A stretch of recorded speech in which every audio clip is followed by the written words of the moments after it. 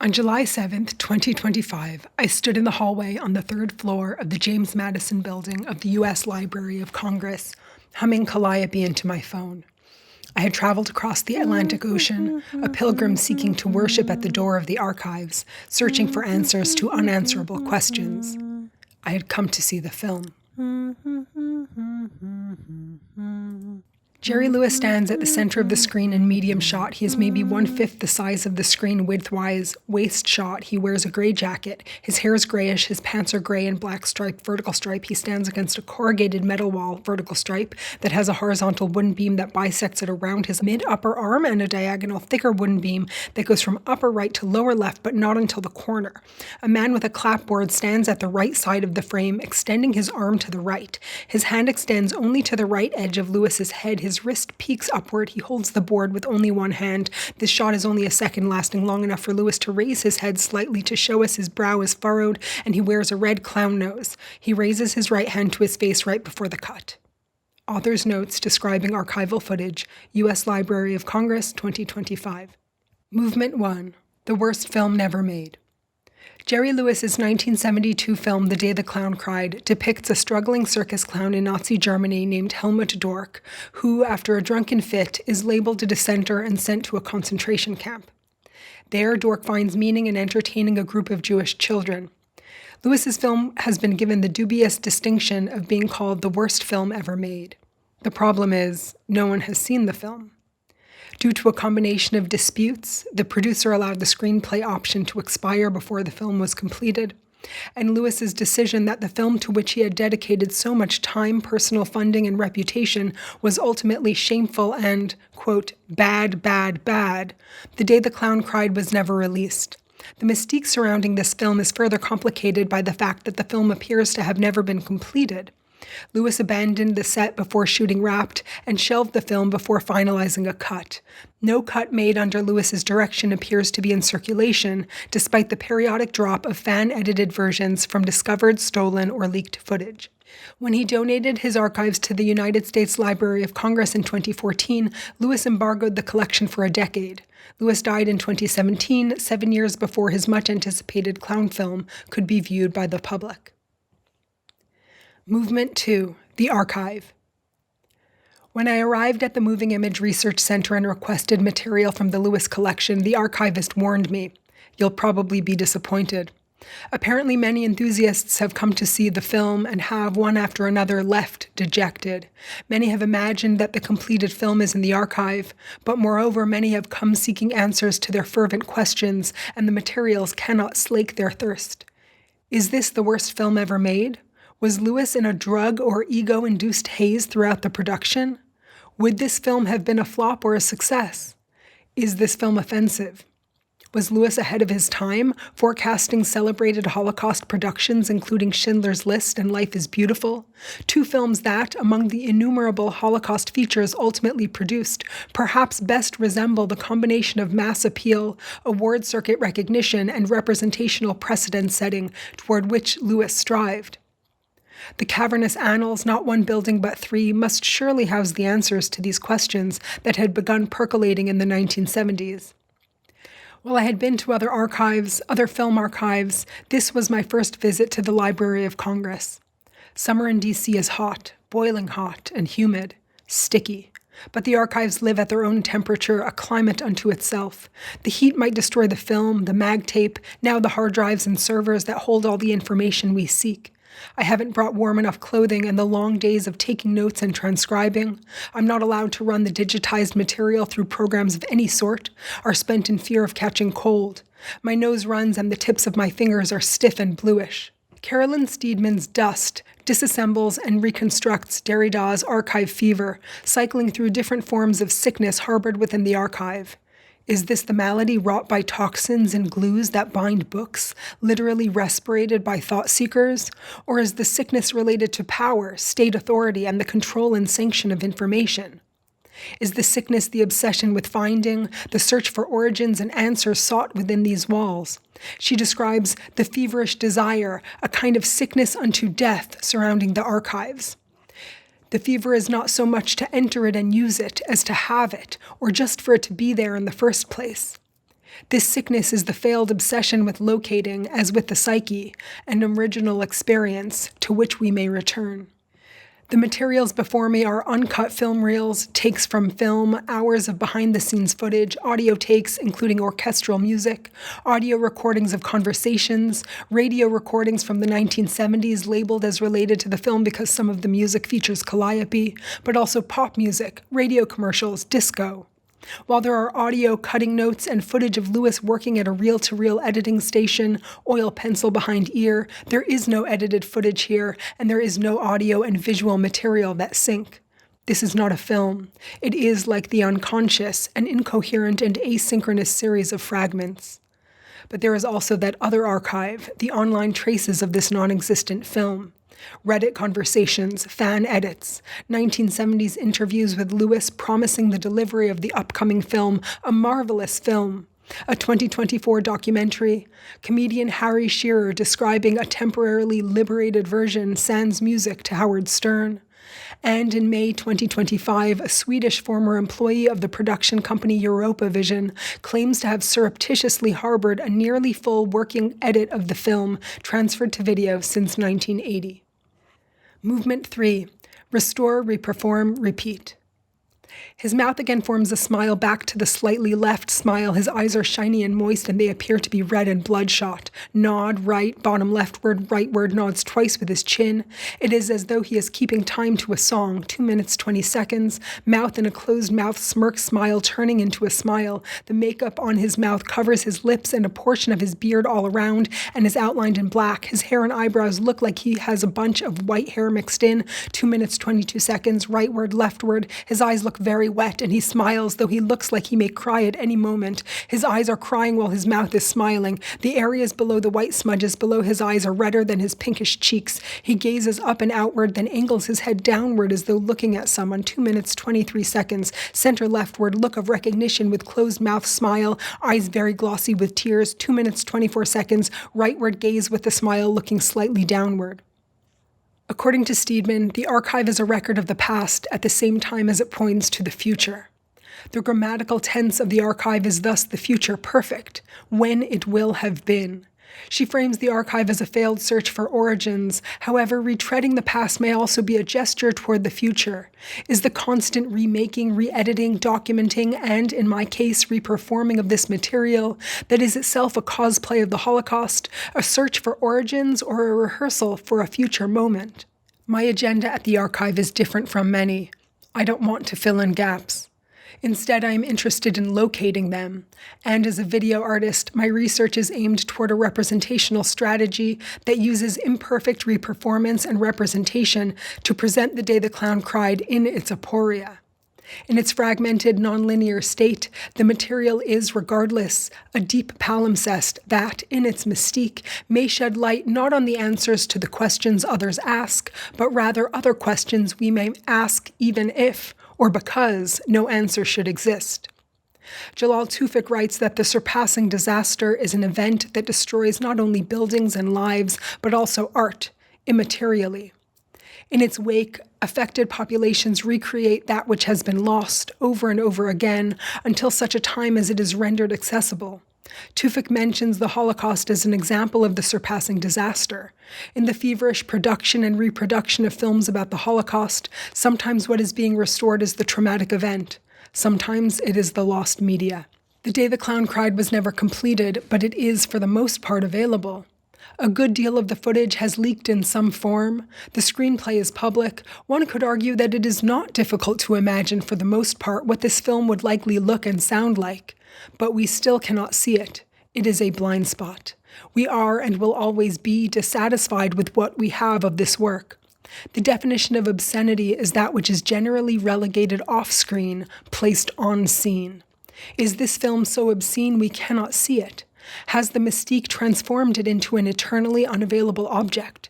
Is the trauma that renders this material unavailable that of the Holocaust, or how awful the film may potentially be? From Chaplin to Mel Brooks to Louis Benini, Spielberg, Tarantino, everyone between and beyond, an act of surrogation is performed by which the Holocaust is reperformed and represented imperfectly. The Holocaust incites two conflicting exhortations: never forget and never again. The re-editing, retelling, and retreading of this film that never was lies in the distance between. It does not exist, but it is nonetheless experienced again, again, again. Movement 4. The fantasy of unrepresentability. The history of Holocaust depiction is also the history of boundaries surrounding the depiction of this event. Theodor Adorno famously wrote, "To write poetry after Auschwitz is barbaric."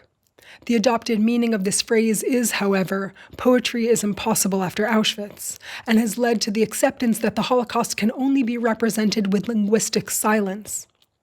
Hayden White claims that while the Holocaust is no more unrepresentable than any other event, the pastoral and comedic modes would risk aestheticizing the event and transforming it into fetish objects and the stuff of sadomasochistic fantasies. Miriam Bratu-Hansen engages with arguments around Schindler's List and Shoah regarding taboos against depicting the Holocaust through fictionalization and the classical Hollywood style. Dominic LaCapra exhorts against framing trauma with closure, coherence, or catharsis on ethical grounds. For Perry Anderson, the ruins of the Holocaust defy the meaning and causality of historical implotment. He specifically dismisses the ability of comedy and romance to represent the Holocaust's incoherence.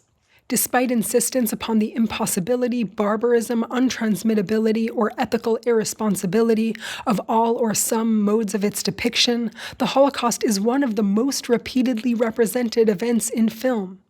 The Day the Clown Cried was also far from the first foray into comedy surrounding the Holocaust. The Great Dictator was released in 1940, and the original To Be or Not to Be in 1942. There are approximately 500 known films about the Holocaust. The Day the Clown Cried is unique among these in its inaccessibility. Movement 5. Too close. Much of the rhetoric around representations of the Holocaust pertains spatially to distance.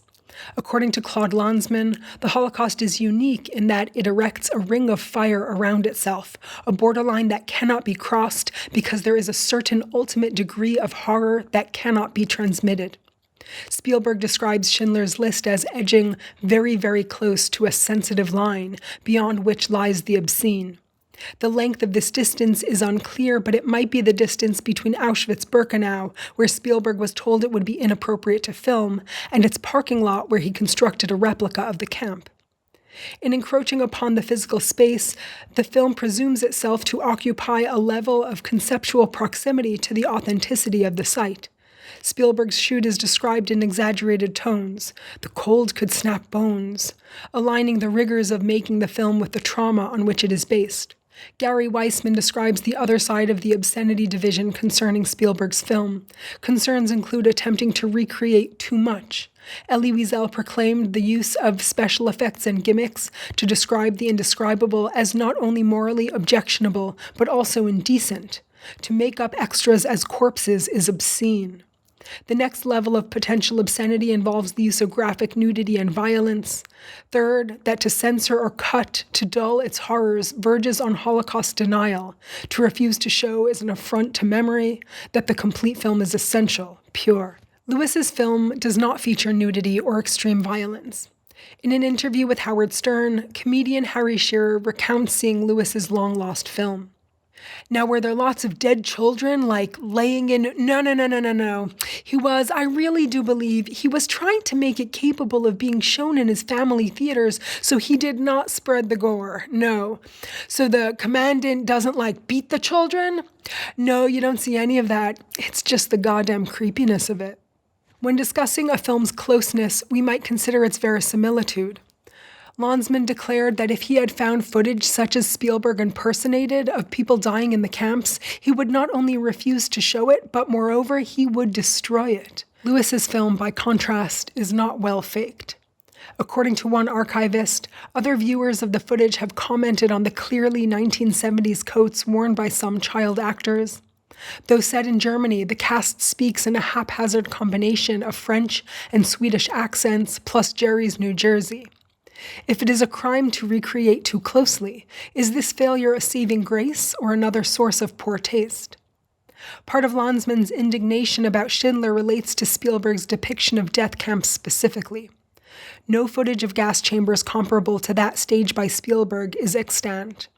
Holocaust deniers claim the absence of this material as their evidence. Landsman's Shoah, unlike so many Holocaust documentaries, refuses the gaze of the perpetrator by eschewing archival footage of Nazi crimes that does exist, filmed officially or unauthorized by Nazis themselves. Lewis's film dares to set itself within a concentration camp where political dissidents, including the hapless Helmut, are held, but also to depict the killing of Jewish children in a gas chamber.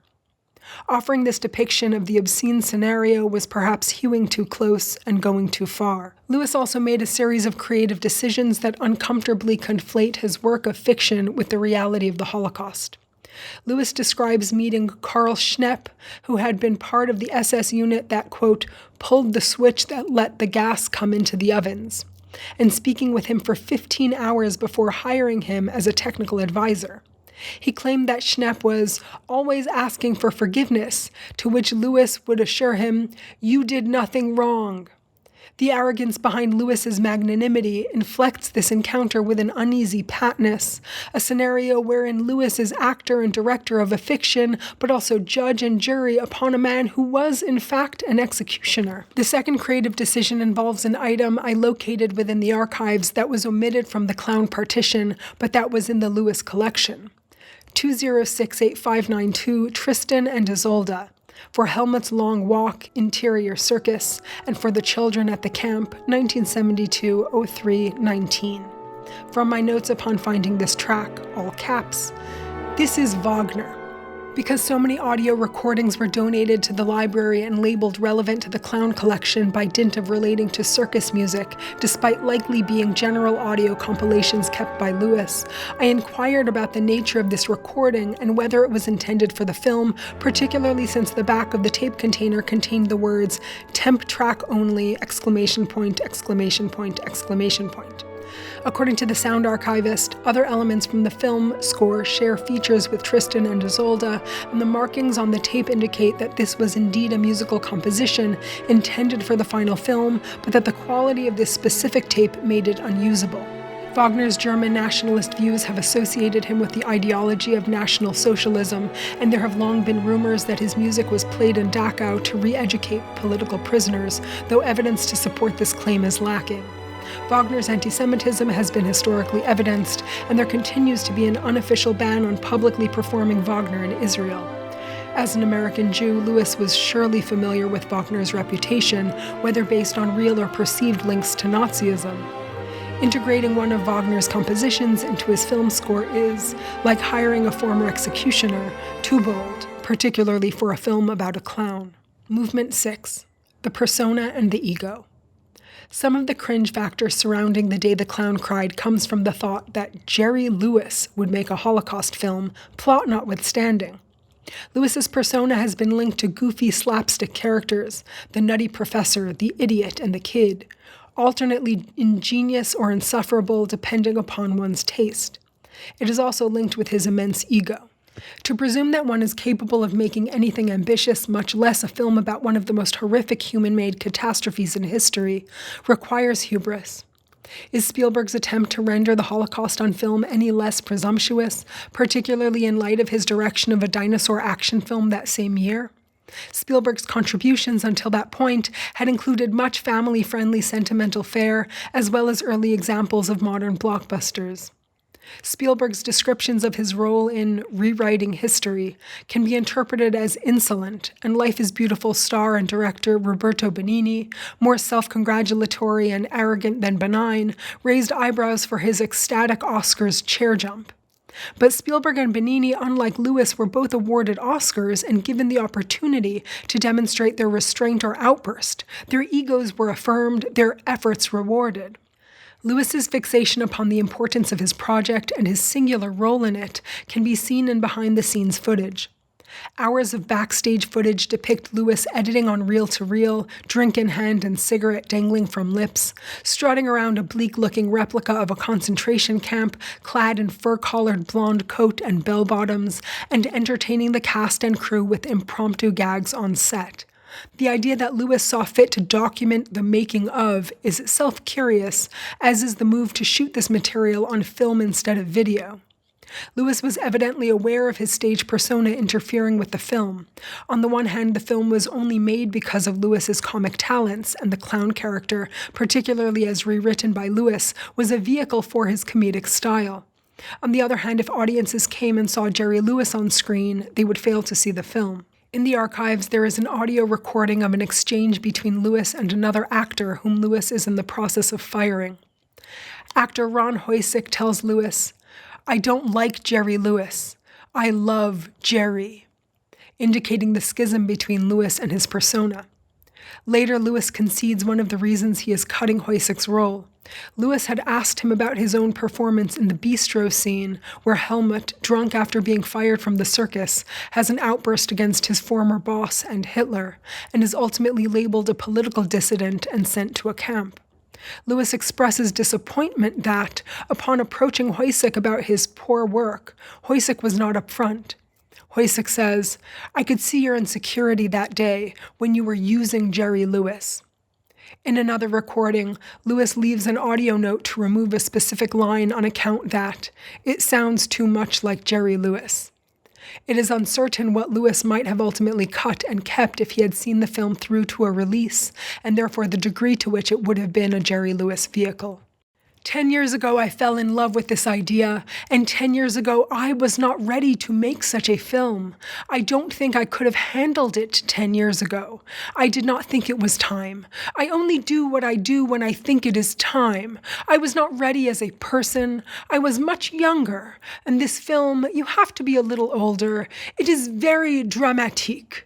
I needed to learn much, much more about my work. Movement 7, The Right Time. Both Lewis and Spielberg sat on their Holocaust projects for 10 years from the time they were introduced to the story because they were not ready.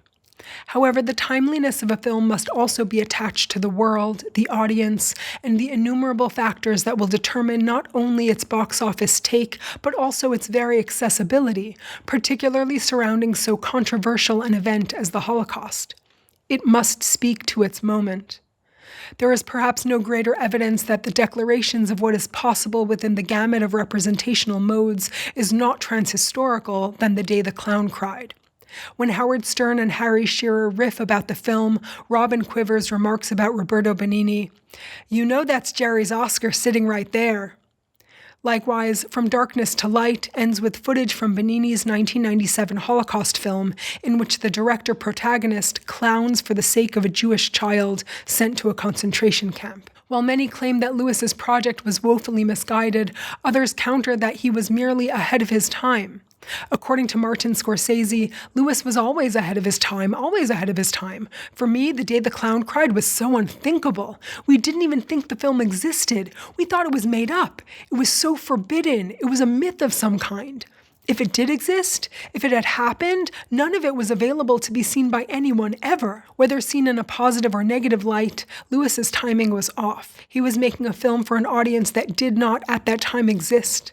If that audience ever existed or will ever exist is difficult to assess. Seeing this film, fragments of it, or remnants of its process can only be done through contemporary eyes, and imagining what might have been if the film had been completed and released is impossible. In the passing of time, there accrues a shift in sensibility that imbues objects of self-seriousness with an element of poor taste. Kitsch. Over 3 decades after its release, Schindler's List is far easier to see as overly melodramatic, and Life is Beautiful, which was awarded Jerry's Oscar, has certainly tarnished in its insulting optimism. Just as Jerry Lewis was ahead of his time in foretelling the successes of major Hollywood Holocaust fictions, perhaps he was also prescient in foreseeing the accrual of kitsch. Upon absconding his Swedish set days before filming would wrap with reels of exposed film, Lewis returned to Los Angeles and, after viewing what he had shot, determined that it was unseeable. He claims others told him the film was wonderful, but he countered, "No, it is almost wonderful," and hid the project away. Behind the scenes 2060342, playing baseball dressed as camp inmates, shot in sepia, all grays, red patches like girl in the red coat, 2060342-3-3, hanging out leaning on bunks in barracks dressed as prisoners, Lewis smoking wearing a neck brace, guys joking around on set dressed as prisoners in barracks, fat one unbuttons jacket, hands behind head, kind of belly dancing, rotating hips around and sticking out stomach. Others participate, laugh. 2060342-3-6, outdoor camp set, men dressed as prisoners hanging out. One pulls down his pants, the others then yank his pants down after they're back up. Horseplay. Women outside teaching one another to dance in the snow. Their coats have yellow Yuda stars. The background, little boys also wearing stars play with sticks. A man, crew member, in street clothes puts a white plastic-looking bowl thing on his head and does a Nazi salute. A second guy comes over, also puts one on his head.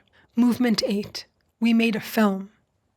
According to a 2005 article in Haaretz titled, "The Specialist is Almost Entirely a Perverse Fraud," employees of the Spielberg archive were horrified to discover that, to their astonishment, Eyal Sivan's 1999 film using footage of the Adolf Eichmann trial forges its own version of the truth through editing, special effects, and arranging dialogue out of context. Sivan's response: "We made a film." Throughout the discussion of the representation of a horrific event, a genocide, it is difficult to separate the representation from the event itself and the treatment of representations from the treatment of history.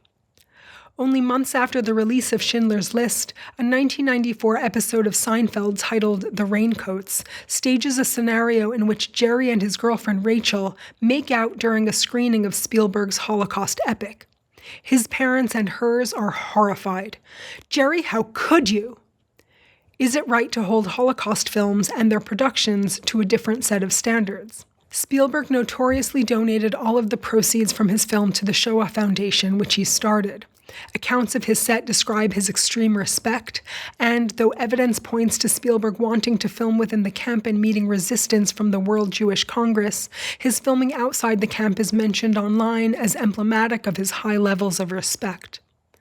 In the footage depicting the set of The Day the Clown Cried, cast and crew members walk around a set dressed to look like a concentration camp, some dressed in striped uniforms. Lewis, in several moments, performs gags for those around him, flipping a cigarette in the air to catch it in his mouth. In France, Serge Gainsbourg visited the circus set, and television personality David Hartman dressed as a prisoner to catch Lewis off guard, a prank.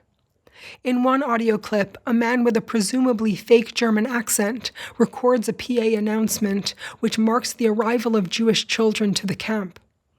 On the fifth take, the voice adopts a nasal quality and lisp, a particular East Coast twang. I assume it is Lewis. Achtung! The commandant issues the following special order. The north side of the camp is now temporary quarters for non-Aryan prisoners. Fraternizing between Aryan and non-Aryan prisoners is strictly a no-no. Any violation of this order will be severely punished.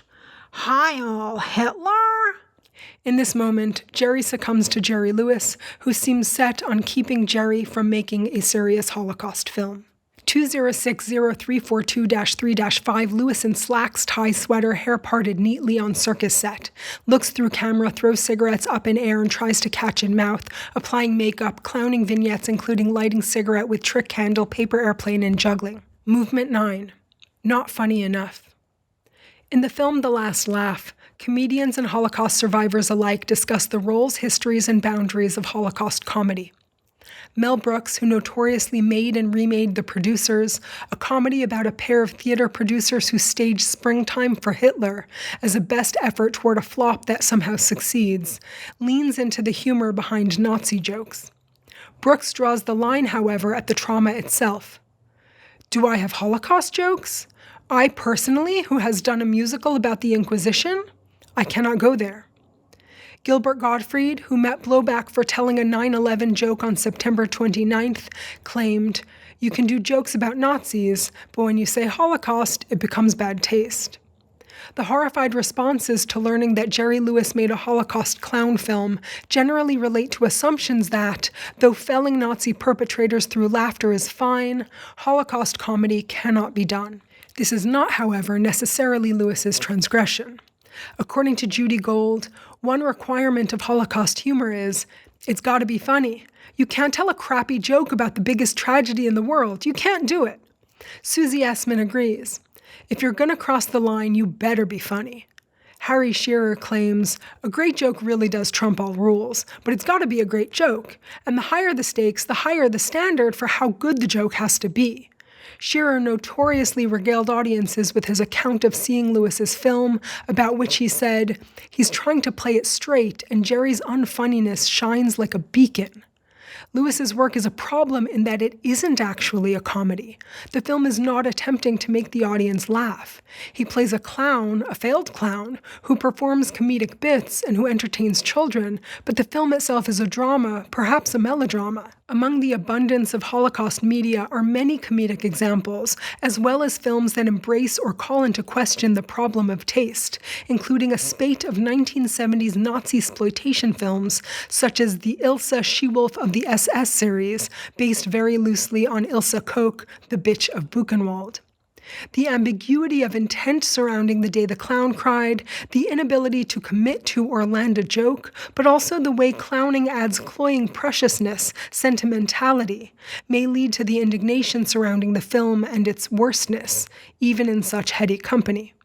Clapboard guy in front of metal door. JL is standing in waist shot to the right. He's facing front and looking to the left. Cut to. Frontal shot, neater. JL on the right facing forward against the dark metal door. He looks forward. His hands touch one another. He seems to say all right. He looks down, hands at his sides, and turns to exit left. But when he reaches the center, the girl with the plaid green scarf enters, reaches to grab his right sleeve with her left hand and yanks on it. She says something to him, ending with her right hand slightly outstretched, arm bent, but hand out, and fingers indicating toward him. He bends his arm to take her hand. She smiles broadly, showing teeth. Lewis gives her hand to his other hand and moves the first hand around her shoulders. She is still smiling. They turn and exit the frame to the right as the door is shut behind them, followed by the guard who locks the door. The camera travels up and to the right to show the roof, the barracks in the upper right, a wooden table thing, a path, a tree, leaves, the vent pipe on the roof. Movement 10. The end. One of the most notorious features of Lewis's film is its ending. Lewis's character agrees to help the Nazis lead a group of Jewish children into a gas chamber in exchange for his freedom. At the last moment, one girl takes his hand, and Lewis walks with her into the chamber. The camera pans out and the film ends. Shearer refers to Lewis as the Pied Piper of Germany. Benigni's Life is Beautiful ends not dissimilarly to Lewis's film, though Benigni chooses to save the child. He too is a director who walks into the chambers to give his audience a tearjerker ending. Lewis's clown comforting children to their death, moreover, bears some similarity to the account of Abraham Bamba in Lanzmann's Shoah, the barber who lied and made small talk even with members of his own family as he cut their hair minutes before their deaths. Of the footage in the archive, numerous takes show Lewis marching the children, whom he has convinced are participating in a circus parade, in a straight line to the chamber, harmonica in mouth. There are numerous camera angles, too, of the children passing by Lewis, who stands holding open the door to the chamber. We see his face in close-up as he nods and greets each child as the line files in. And these shots are emotionally charged and aesthetically engaging in their uncut state. I do not argue that this is a good film or that it is a good ending. Instead, I argue that viewing the footage as it is might give us emotional entree into some of the feelings of sadness that would attach to scenes of death without the kitsch and poor taste and Hollywood grandstanding that attends most, if not all, narrative films that claim to represent the Holocaust. Without sound, without suture, uncut and seen as long takes, these are affecting moments that cannot yet succumb to vulnerability to ridicule. They lack their intended Hollywood seamlessness and therefore cannot be toppled. Instead, they largely remain formal and narrative abstractions. The stripes of Lewis's uniform and the even lines of the shadows cast by the parade, the devastating look in Lewis's wet eyes, the timidity of the girl who takes his hand, And it also gives one a sense of empathy for the project Lewis sought to make but never saw to its completion. These moments in their abstracted state open space for asking questions about the Holocaust and its representation that an edited and packaged film would foreclose. The footage certainly does not answer questions many have brought with them.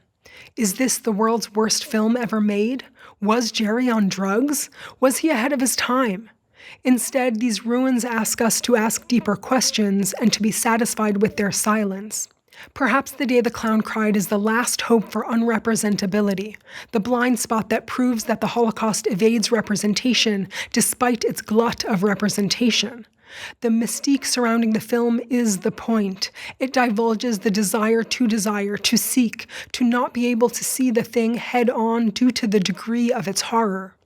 In the wake of Schindler, the Bastards, Ilsa, and the Beast in Heat, when everything obscene has been placed on scene, on screen, at least we can never fully see Jerry Lewis leading a group of children into a gas chamber, even if it is right before our eyes, and so this horrific event can continue to shock and elude us.